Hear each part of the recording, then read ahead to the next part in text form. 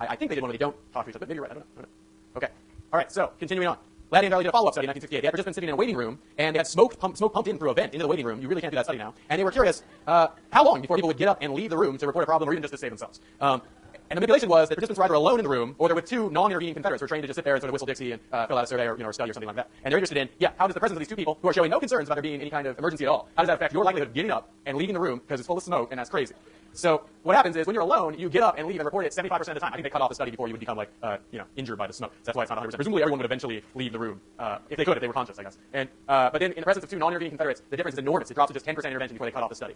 By the way, wouldn't it suck to be a Confederate in that study, and go to work every day and sit in a room with smoke being pumped into it? That would be awful. Okay. Stanley Milgram. I keep talking about this guy because he's very creative. He did lots of very interesting studies, including the obedience to authority study, which we're concerned that he has ethical problems. But in addition to that, he does all these other cool studies. One study he did is the lost letter study, or it's in the lost letter paradigm. And the lost letter paradigm is the following idea. You take a stamped, addressed envelope and drop it outside mailboxes as though someone had tried to put it in the mailbox but screwed up, or got to the mailbox and accidentally dropped it, or what have you. That's me doing accidentally drop. And see, will somebody put it in the mailbox and then send it on to wherever it was going? And they address these to P.O. boxes, and then they can look at the rate of them that come back and say, oh, okay, so these got returned, these didn't. So they'll drop maybe. He did this for one to assess racism, and so he went down to the South and dropped a whole bunch of stamped envelopes to the NAACP, and then also some to the John Birch Society or some ultra-right segregationist organization, and try to see will people return the letters? Will they try to help the John Birch Society more than the NAACP? They try to use this as a measure of political attitudes towards race in different parts of the country. It's a very creative idea. But one thing he studied with it was the diffusion of responsibility. He said, what if I go to really busy streets and drop a bunch of these addressed envelopes, these stamped envelopes near mailboxes on these busy streets, in these busy areas, versus these not so busy areas, so maybe a rural setting or just a mailbox in a residential area that doesn't get much traffic? Which one's going to get sent in faster? Busy streets, more people see the envelope. Rural streets, fewer people do. Or residential areas, fewer people do. So which one do you think gets it sent back faster or more at a higher rate? Exactly. The less traffic, the residential and rural type areas, they actually were more likely to pick up the envelope, put it in the mailbox, because when they would pass by, they'd say, oh, that's my responsibility. I'm the only person that sees this envelope. I'm going to pick it up and put it in. If they were in an urban, busy area, for whatever reason, though Milgram said diffusion of responsibility, they pass by the envelope and they say, oh, that's not really for me to do. There's 30 of us here looking at it. Okay. And then subsequent research has also studied bystander intervention and basically shows context matters a lot. Like in these studies, we carefully controlled for characteristics of the emergency, whether there's an early mover who moves in and tries to do something, whether there's somebody who's trained in CPR who points and says, it's your responsibility. And so subsequent research shows context really matters. And basically those first attributions people were making when they thought of the Kitty Genovese incident, the idea that New Yorkers lack empathy, that they're not good people, all of our research suggests that that's not the answer. Okay, so at this point you're probably wondering, does any of this matter? You're probably wondering about the whole class at this point, and fair enough. So does any of this matter? So there was this incident that I think is very interesting, I think illustrates why these sort of lessons really do matter. So Tuesday, September 7th, 1993, at my old university, Cornell University, a nude 21-year-old male tried to jump into a gorge on the Cornell campus. Have you ever heard of this, Ithaca is gorgeous? Have you ever seen these t-shirts that say this? So Ithaca, New York, where Cornell University is, where I went to graduate school, is filled with these gorges all through campus, these big kind of rocky canyons all through town. They're very beautiful, there's waterfalls in them, but they also make ending your life incredibly easy. And research shows, I know, right? So, and if you live there for very long, you'll know somebody who either jumped into a gorge or knew somebody who jumped into a gorge. It's a pretty heavy thing. I knew two people who found people. No, I knew one person who lost somebody who was her boyfriend, and I knew somebody who found somebody. And Cornell does have a very high suicide rate. And it's not because it's a more depressing place. It's context. Context does it. It's easy to do it. So if you're having a bad day, a depressive day, it's very easy in Ithaca to end your life. And so this guy was probably having a depressive day, and he goes to jump into a gorge on the Cornell campus. But he was subdued by onlookers. And research shows, by the way, if you ever wonder, should I stop somebody trying to commit suicide? Is that a good thing to do? Because maybe they made a decision to end their lives. And certainly that's the case in a lot of euthanasia situations that people make a sort of rational, reasoned decision to end their life. But research shows that attempted suicides, while yes, often people do try to do it again, that a lot of the time they don't. And so if you can stop somebody from committing suicide, that's generally a good idea if you can do so safely. Generally, people, they're bipolar or manic depressive, and they're having a bad spell, and they wouldn't want to normally. So it's good news, I would argue, that this 21-year-old male was subdued by onlookers. And why was he subdued by onlookers? Well, this woman, Gretchen Goldfarb, had urged on two of her friends to intervene. Why did she urge on two of her friends to intervene? Because when she was at, she said she cited a recent lesson on bystander non-intervention from her social psychology class. So she came to a lecture much like this, and within a month was a hero, essentially. And it's actually funny, I went to find out Gretchen Goldfarb still exists, and I found her on Facebook, and I told her, I'm going to send her this PowerPoint presentation. I think she liked it. I've given this lecture so many times, and I was like, oh, this Gretchen Goldfarb woman is almost not real anymore, but she's like a real person. She's out there. So, of course she is. I don't know why I thought she wouldn't be, but so the message, show up to class and pay attention. Obviously, this is the main message, right? Also, your nonconformity could be heroic. If you can break the spell of the diffusion of responsibility, either by yourself, stepping out in a situation like that, or doing what you suggested, which is point to somebody and break the spell for them. Tell them you are responsible. If you can do one of those things, then your nonconformity could be heroic. And then also, well-behaved women rarely make history. Laurel Thatcher, Ulrich. We'll take a couple questions and we'll take a break. Yes?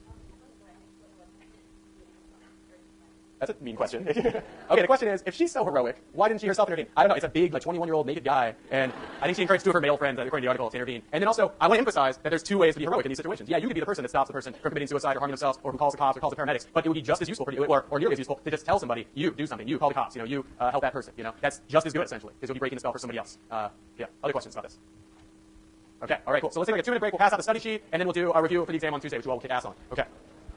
So now, a couple organizational things. So remember, today in this room at 5 p.m. is the Cool Hand Luke showing. That's right, isn't it, Nora? I didn't say something wrong. 5 o'clock. Okay, this room, 5 p.m. Cool Hand Luke showing. If you can't make it, you still need to watch Cool Hand Luke. Even if you watched before, it would be good to watch it with fresh eyes. And you can watch it streaming through Netflix. You can get your friends' Netflix and watch it streaming through their Netflix. Whatever. Yeah, watch it somehow. Go to a video store. There's still 2 remaining in California. Go to one of those and get it there. Yes, ma'am.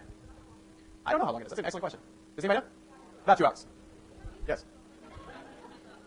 Yes. No. Okay. So Okay, so the question was, okay. So two things. One, I was going to give you a little bit of a preface of like what to watch for while you're watching it, because I told you I would do that since I'm not showing you the assignment yet. I'll give you the assignment probably next Thursday, and I'll have the assignment then. But I don't want to show it to you yet because I want you to focus on the exam. But I do want you to know what to watch for. And basically, here's what to watch for as you watch Cool Hand Loop. Notebooks open, pregnant pause. What you want to watch for are themes and evidence for conformity and nonconformity, and obedience and disobedience to authority. Okay, conformity and nonconformity and obedience and disobedience to authority. Very simple, right? Pretty simple, and indeed it is simple. The essay might be a little bit more complicated, but what you want to watch for, what you might want to take notes on are like specific examples of characters in the film who are conforming or not conforming and why, obeying authority or not obeying authority and why, okay? And then there's also a question of, will I discuss the film in class and will I distribute some kind of materials on that discussion? I'm not sure if I'm going to discuss the film in class. I'll probably just give you the assignment and answer clarifying questions. If I do discuss the film, it will be briefly in the lecture, and you can check it out through the webcast if you miss it. There were other questions. Yes, I answered them. Okay, cool. Okay, any other questions about that? Go ahead, Luke. 5 p.m. here. Wonderful. Look for themes of conformity and obedience to authority, or nonconformity and disobedience to authority. So you by now all have the first exam, and as tradition would have it in this class, I will now answer any kind of clarifying questions you might have about the exam. Please only ask the same question once. I know that's a ridiculous request, but last year, people didn't just ask the same question like 3 times in these review sessions, but like this one dude asked the same question twice with somebody else having asked it in between. It was mind-blowing. I was like, oh my god, I know you just asked that question. And then people were like, okay, anyway, okay. So feel free to ask questions about the review sheet, and I'll be happy to answer them. The whole zeitgeist, the whole logic of testing in this class is you should know the material you're responsible for, so that then when you come in and take the test, there's no surprises, and you had every ability, every right to ace the class, or ace the exam, because that's what I want. I would love for everybody here to know every bit of information that I want them to, and then ace the exam, do all the A's. To me, that would be successful. That would be great. Okay. So questions, yes.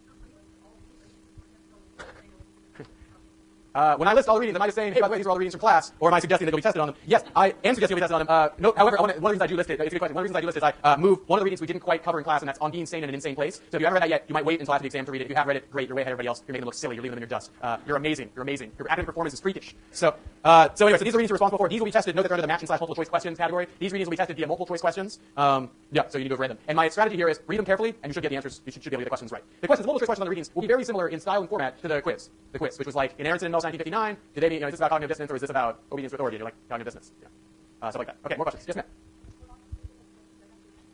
The guideline, so the question was, for the long answer, is that like 1 or 2 paragraphs or longer or whatever? There really isn't like a specific length I'm looking for on the long answer necessarily, not long enough to satisfy the requirements of the question. Like if you could bang out the answers to these questions in 2 paragraphs, that'd be great. I mean, I'd even maybe prefer that. It'd be easy on the readers. And I think in some ways for these, your strategy would be, answer the questions, maybe throw in a little extra detail if you have it in Flash, you really know the material, but, don't put in a ton of extra material. Don't write an especially long essay just to show, you can write a long essay. Because I think one thing you want to do is you want to help the people who evaluate your work. So you want to just lead the reader to the right answer and be like, this is where it is. Here's the right answer. I get full credit. Hooray and go home. So I think that would be a good strategy. Is like just nail the answer, and then the reader can't miss it. But if you embed it in some 3-page opus, then the reader might be like, I didn't see this in there, and so just. Sometimes people even like underline parts of their essay where they're like, here, I'm totally saying the definition of that key term here. That's smart. Why not do that, right? Yes, ma'am. Heider's naive psychology comes from the cognitive biases attributions lecture, which I'm struggling to find because I didn't pop it up. Okay, this is the cognitive biases attributions lecture. Here is Heider's naive psychology, I think. There we go. And Heider's naive psychology is basically this idea that we're all sort of mini psychologists or lay psychologists trying to determine the causes of others' behaviors. That's basically the idea. Yeah. And so when we survey the world, we're constantly making dispositional and situational attributions in an effort to understand the causes of behavior in social interaction in our social milieu. I lost you, so I'm looking in just random places now. But sorry, I'm like, sorry. Yes, sir. Will the matching be like? Oh, sorry. Okay. Will the matching be like? There's a keyword and a definition, and you match it to. That's exactly how it's going to be. Yeah. No, it'd probably be like a definitional thing. Like, can you identify this definition and discriminate it from others that aren't the right definition of that term? Yeah. It would either be in the matching or in multiple choice. So it'd be like if you know the definitions. It won't be. Here's an example. Somebody doing naive psychology. Can you identify that is naive psychology? It wouldn't be that. Good question. Yes, ma'am. Will you have the whole time? You will, and you won't need it. I can almost guarantee you, because the exam is not in length substantially different from when it was 50 minutes. Different questions, but by the way, if you have one of the old exams, it will do no good. For this exam is different, and unique, and new, so you'll have to study, and you'll have to use this exam sheet to study. But the length will be about the same. It'll be about a 50-minute exam. But technically, you'll have a whole hour and a half, or hour and 20 minutes when you take out the Berkeley time. Yes, ma'am. Do you have to know the dates of the experiments? No, I will not ask you, like, when was Aronson and Mills? Was it 1959 or 1967? That's kind of pointless and detail-oriented. But you do want to be able to identify those experiments from minimal prompting, okay? So if I say, in Jones and Harris 1967, you should know that that's the Castro essay study. And these are the ones you need to know. So this isn't a huge burden, right? There's only 3 of these. So you would need to be able to know the difference between Fessinger and Carlsmith 59 and Jones and Harris 67, Ross et al. 77. Sometimes questions will make it clear. It'll be like, the quiz show study, and then I'll ask a question. But sometimes they'll just say Ross et al. 77. So you want to know what Ross et al. 77 is. And by the way, this is good practice, because if you want to be like a smarty pants social psychologist, which all of you need to be by the end of this class, then you'll want to be able to say, oh, in Ross et al. 1977, I think we all know that demonstrates the correspondence bias. And then in that way, no one will know what you're talking about, and you'll seem much smarter than them. Yes, ma'am. Sure. Where did that come up? Where did that come up? Cognitive biases. Can you be more specific? Very good. Attributions. Okay. And I think it's down at the bottom of this lecture. Oh, I just did that. There's a picture of the guy with focalism problems. Okay. All right. So focalism is a mechanism by which we explain the actor-observer bias. So the actor-observer bias is the tendency to see our own behavior as a product of situations and to see other people's behavior as a product of their dispositions or internal states. So that's the actor observer bias. We tend to make dispositional attributions of other people's behaviors and situational attributions of our own. Why is this? Why do we think that this is the case? Well, there's a variety of reasons, but probably the most interesting one is focalism. And focalism is a mechanism that says we tend to overweight information that is focal in our view or in our attention, information that we focus on. We tend to overestimate its causal impact. So in this case, in focalism, you can imagine why it would be that you would think the situation causes your behavior because you're inside your head looking out, and what do you see? You see the situation, not yourself. And you tend to see other people's behaviors caused by their internal states because you look out and you see their behavior, and what do you see? Well, you see them. So it's very easy to make an attribution of their behavior to their personalities. But it's very hard for you to do that, or it's harder for you to do it for yourself. Does this make sense? And focalism is a mechanism that doesn't just explain the actor-observer bias. It's a tendency we find across a lot of social psychological settings to attribute causes in situations that are focal to your attention. Oh, and by the way, people from collectivist societies, such as people from Asian societies, tend to do this less. Or people from Asian cultural backgrounds do this less. They take better account of context. No, I don't know exactly why. People are like, why is that? I don't know. But people from Asian cultural backgrounds are a little bit less susceptible to focalism-based biases. Yes? Maybe because of Buddhism, that Buddhism teaches you to take better account of these sort of things, or it could be that focalism came first, or the lack of focalism came first, and then Buddhism came about. Maybe. Because it's really the case in non-Buddhist Asian countries as well. But I don't want to go down that route. We'll talk about culture later in the semester. Yes. This is a mechanism that helps us understand why the actor-observer bias happens. The actor-observer bias is nothing more than the tendency to see our own behavior as a product of the situation and others' behavior as a product of their internal states. There's a bunch of reasons why that might be. And one mechanism we found in previous research can help explain is focalism, that we tend to overestimate the causal impact, whatever we focus on, easier for us to see the situation for ourselves and the dispositions of others. But focalism is a mechanism that can explain other effects as well.